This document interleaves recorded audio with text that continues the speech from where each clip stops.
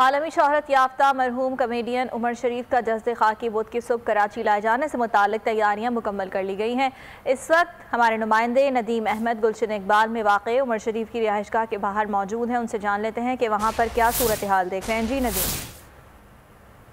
जी हाँ, फ़न की दुनिया में कॉमेडी के हवाले से जाने पहचाने उमर शरीफ का जस्द खाकी जर्मनी से कराची लाए जाने के हवाले से इंतज़ामात मुकम्मल कर लिए गए हैं और बुध की सुबह उमर शरीफ का जस्द खाकी कराची में गुलशन इकबाल में वाक़ उनकी रहाइशगाह जहाँ मैं इस वक्त मौजूद हूँ, कल सुबह यहाँ लाया जाएगा और सपहर बाद नमाज ज़ोहर उनकी तदफीन मुतवक्को है। उनकी नमाज जनाजा उमर शरीफ पार्क क्लिफ्टन में अदा की जाएगी और उसके बाद उनकी तदफीन अब्दुल्ला शाह गाज़ी के मज़ार के अहाते में की जाएगी। इस हवाले से इंतज़ामात मुकम्मल कर लिए गए हैं और उनके की जानिब से भी गुज़िश्ता रोज़ है वो सिंध हुकूमत और तमाम मुतल्लिका हुकाम का खुसूसी तौर के ऊपर जो है वो शुक्रिया अदा किया गया है।